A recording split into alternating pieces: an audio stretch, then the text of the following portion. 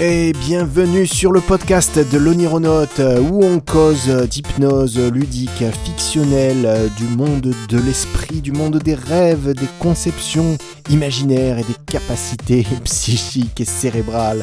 Aujourd'hui, pour voyager à travers toutes ces thématiques, on va se servir d'un film. Et oui, une fois n'est pas coutume, aujourd'hui, le format, c'est un petit peu l'épluchage d'un film. On va dire tout ce qu'on a à dire sur ce film. Et vous allez voir que c'est un très bon support d'échange et de partage de connaissances ou de réflexion autour de l'art et de toutes ces questions ayant trait à ce qui nous intéresse dans le podcast de l'Onironaute et pas n'importe quel film. On va commencer avec Eternal Sunshine of the Spotless Mind. C'est un film qui est sorti en 2004 d'un réalisateur français, Michel Gondry, avec une production américaine. Donc c'est un film américain réalisé par un Français qui a la particularité d'être une prouesse technique, artistique, à plein de niveaux. En fait, c'est plein de prouesses. On va voir un petit peu ça dans le détail ensemble. Ce film est un véritable chef-d'œuvre. Et il est considéré par une grande partie de ceux qui l'ont vu comme le meilleur film qu'il n'ait jamais vu. C'est pas vraiment un film grand public, c'est pas non plus un film d'auteur, un télo un petit peu abstrait et fumeux non plus. C'est un ovni qui sort un petit peu de toutes les catégories existantes dans lesquelles on peut mettre des films habituellement. Alors l'idée du scénario est née d'un dialogue entre Pierre Bismuth, un artiste plasticien qui était ami avec Michel Gondry et qui lui a dit un jour qu'est-ce que tu dirais si tu recevais une carte t'annonçant que tu as été effacé de la mémoire de quelqu'un et qu'il fallait plus lui adresser la parole. Avec des inspirations tirées de livres de Boris Vian aussi. Enfin voilà, une idée qui part déjà sur un scénario très, très étrange et qui va permettre à l'imaginaire de Michel Gondry, qui est un petit peu un génie quand même, de se développer pleinement dans cette histoire qui est une histoire d'amour. En fait, basiquement, il y a Joël Bariche, qui est un gars un petit peu paumé dans sa vie, qui sort d'une rupture, qui sait plus trop que son job l'emmerde un petit peu, et puis il va rencontrer une nana plutôt chouette et sympa, avec qui il s'entend tout de suite très très bien. Il y a beaucoup d'affinités, ils se comprennent très très bien, ils ont l'impression de se connaître déjà. Et il va se rendre compte assez rapidement, après avoir entamé une relation avec elle, que cette nana en fait est une ancienne relation amoureuse qu'il a eue, c'est-à-dire qu'il se connaissait déjà avant et il a été effacé de la mémoire de cette femme, qui a fait appel au service d'une boîte qui efface la mémoire des gens, en fait, qui est une société qui offre aux gens ce service d'effacer des parties de leur mémoire pour que les gens arrivent à se débarrasser de souvenirs douloureux et tout ça. Donc lui, il se rend compte qu'il s'est fait effacer et il va à son tour essayer d'effacer Clémentine, donc c'est le nom de cette fille, et on va suivre un peu ce qui se passe dans son cerveau à ce moment-là. C'est un petit peu c'est la plus grande partie du film. Ça se passe dans le cerveau de Joël quand il se fait effacer cette portion de mémoire et tout ce qui concerne Clémentine. Et là où sa réaction va être de ne surtout pas effacer. En fait, il va se rendre compte qu'il aime profondément Clémentine et il va tout faire pour que ça ne s'efface pas. Donc c'est une espèce de lutte dans l'imaginaire, dans la psyché du personnage, pour que les souvenirs restent accessibles et que toute cette histoire qui est si importante pour lui, finalement, ne disparaisse pas complètement dans le néant de l'oubli. Alors du coup, on a un film très particulier dont la majeure partie de l'intrigue se passe dans la tête de quelqu'un.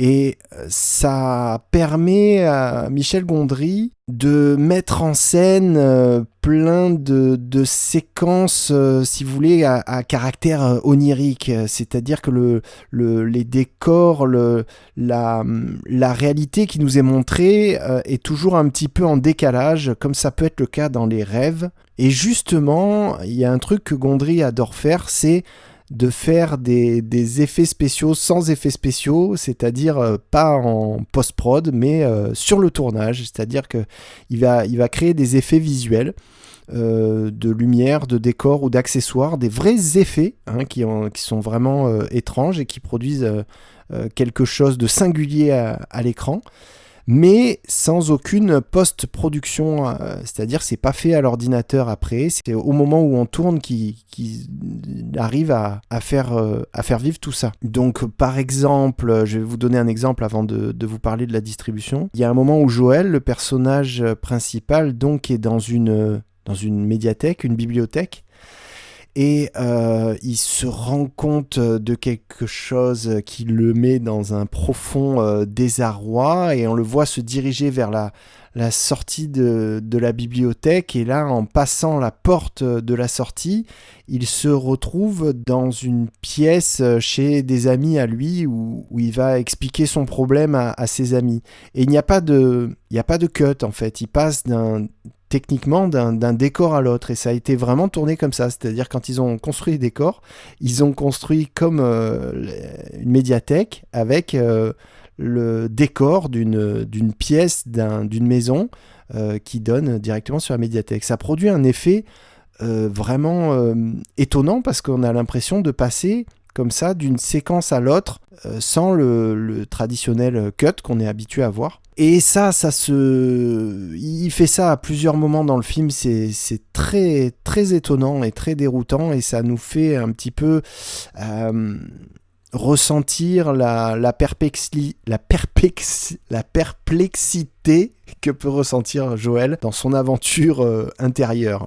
Alors il y a plein d'autres moments comme ça où les effets spéciaux ont été faits pendant le tournage. Il y a par exemple une voiture qui se remplit de sable au fur et à mesure que les deux personnages principaux se parlent, et puis la voiture se remplit de sable, et on a effectivement là, on a l'impression que le souvenir s'efface, que le souvenir laisse la place à autre chose, et on ressent cette sensation d'oubli et de choses qui s'en va, quoi.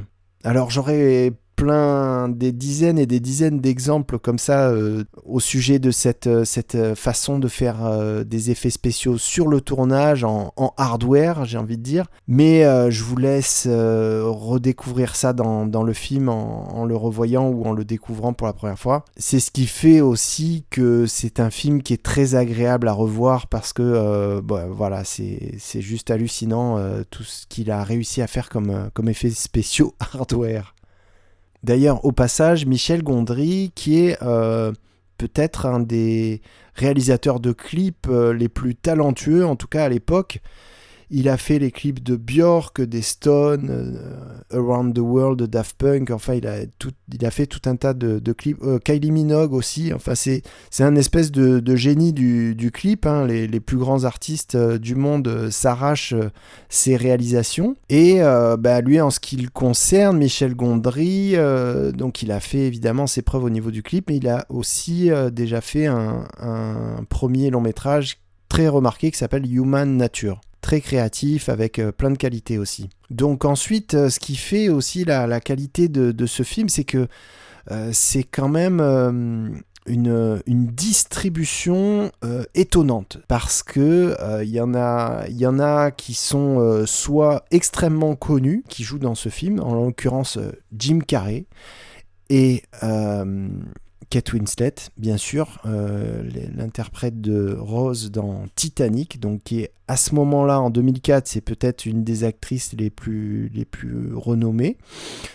Quant à Jim Carrey, bien sûr, il a une carrière époustouflante. C'est un acteur qui est capable de jouer des trucs extrêmement différents, qui est très très fort, qui est assez unique dans son genre. Mais il y a aussi Mark Ruffalo, qui est un acteur que j'adore, dont le jeu est très fin, très subtil, et qui est très amusant dans ce film. C'est ce même acteur qu'on retrouvera dans les traits de Hulk de tous les Marvel, Avengers, Captain America et Tutti et Quanti. Et puis dans des superbes films, d'autres chefs-d'œuvre tels que Shutter Island de Scorsese ou le magnifique Zodiac de David Fincher. Enfin bref, c'est un super bon acteur, Mark Ruffalo. Et c'est pas fini, il y a aussi Elijah Wood qui sort tout juste de Le Seigneur des Anneaux, la trilogie de Peter Jackson, donc les 3 films tirés de l'œuvre de Tolkien. Excusez du peu. Et au milieu de ces personnages singuliers va naviguer Kirsten Dunst, qui n'est autre que Marie-Antoinette dans le film de Sofia Coppola, mais aussi la chérie de Spider-Man dans les 3 Spider-Man de Sam Raimi, mais aussi le personnage principal de Virgin Suicide, ou de Mélancolia de Lars von Trier, enfin une actrice de premier plan. Voilà, qui est relativement jeune dans Eternal Sunshine, mais qui a déjà fait quelques gros films avant. Et puis il y a aussi Tom Wilkinson qui joue le docteur Howard Murziak, c'est un peu dur à dire, qui est un très bon acteur anglais aussi qu'on retrouve dans plein de films.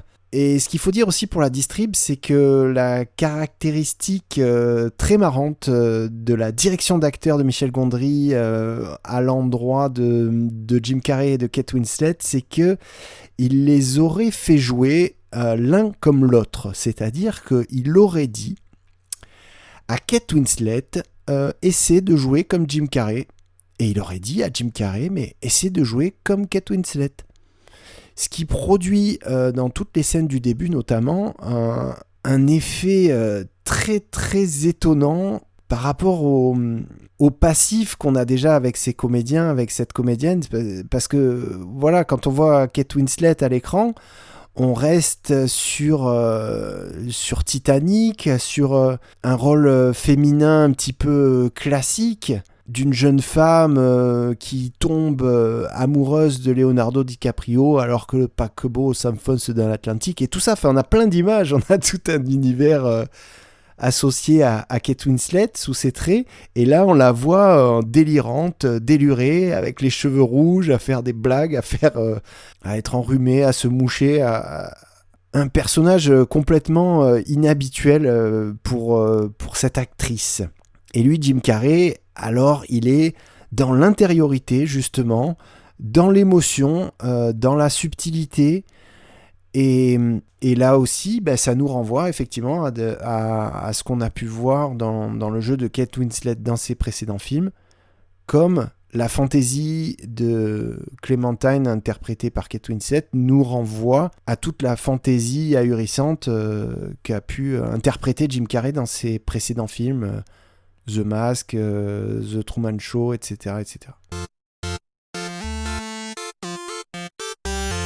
Alors c'est pas seulement les effets spéciaux hardware qui sont géniaux, c'est pas seulement la distribution qui est géniale dans ce film, c'est aussi la musique de Jon Brion, qui est un excellent compositeur de musique de film, avec un univers très créatif, très particulier aussi, quelque part c'est pas étonnant de le voir travailler avec Michel Gondry, parce qu'il y a des ponts qui se font dans la manière de bricoler et d'expérimenter la création musicale. Et tous les habillages musicaux de Jon Brion à travers ce film sont vraiment hyper beaux et nous aident à nous sentir à l'intérieur d'une mémoire. C'est-à-dire que ça va utiliser notre propre nostalgie, ça va toucher à quelque chose de nostalgique sans que ça s'apesantisse dans la gravité et la tristesse. Et il y a toujours un peu de lumière, quelque chose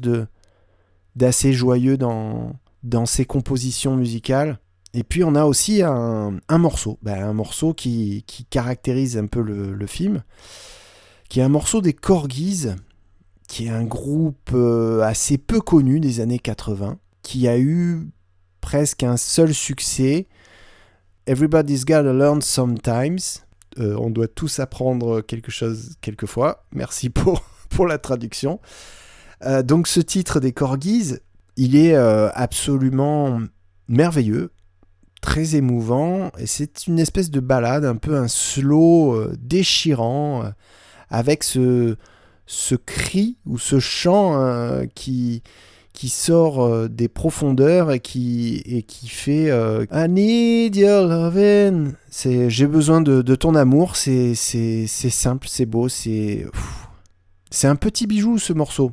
Et pour la petite anecdote, j'ai un souvenir d'un véritable choc émotionnel en entendant ce morceau quand j'étais enfant, n'est-ce pas ? Je regardais le top 50, alors ce morceau n'a jamais été numéro 1 du top 50, en tout cas en France, mais il y est passé quelque temps, un moment dans le classement. Et j'ai donc entendu un jour cet extrait et ça a fait en moi comme, j'ai envie de dire, la séparation des eaux dans la Bible, ou un gouffre, une espèce de transcendement transcendantal d'émotions très très forte.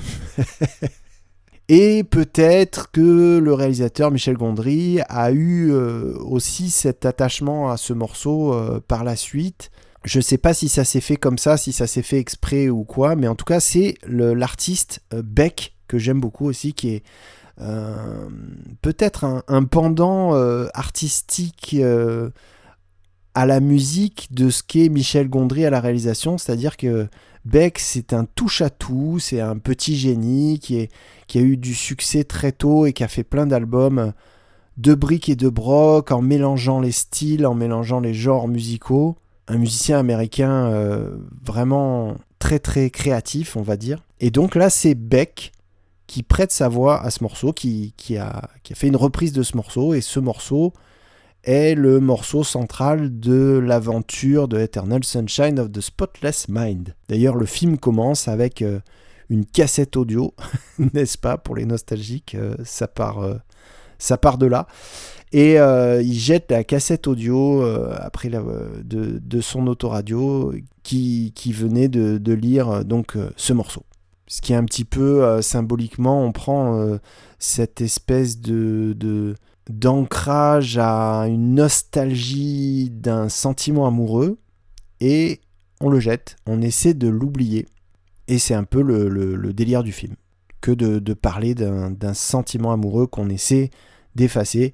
Et c'est là qu'est le régal aussi, c'est que on voit à travers ce film que quand il y a un vrai sentiment amoureux, il n'y a pas possibilité d'effacer ça, parce que c'est quelque chose qui est un petit peu en dehors du temps, de la vie, de l'espace et tout ça. C'est quelque chose qui passe au travers de tout, parce que l'amour, avec un grand A, n'a peut-être pas ni de début ni de fin. Alors, ce que produit en moi ce film, déjà j'ai dû le voir entre 20 et 30 fois, je pense. Et à chaque fois, ça me met dans le même univers. Je suis à chaque fois replongé dans cette fiction avec toujours plus de délices, parce que c'est une histoire profondément attachante dans laquelle il est, pour moi en tout cas, très très plaisant de s'identifier. Et vraiment, maintenant j'ai la capacité de m'identifier à tous les personnages d'Eternal Sunshine, pas seulement Joël Barish par rapport à des souvenirs de chagrin d'amour, mais aussi à Kate Winslet, dans ce qu'elle peut vivre, dans son propre rapport avec l'oubli, avec son identité elle-même, sa sensation d'être débordée, d'avoir les idées en vrac, d'être un espèce de bordel ambulant, de plus savoir où elle en est. Mais aussi, j'ai pu m'identifier au personnage interprété par Mark Ruffalo, qui est un modeste employé de la société... comment elle s'appelle cette société ? Lacuna, voilà, Lacuna, comme ça fait penser à des lacunes. J'ai des lacunes de mémoire, voilà, la société s'appelle Lacuna, et c'est la boîte qui t'efface les souvenirs. Donc lui, Mark Ruffalo, il joue celui qui va aller chez les gens qui se sont endormis de leur plein gré.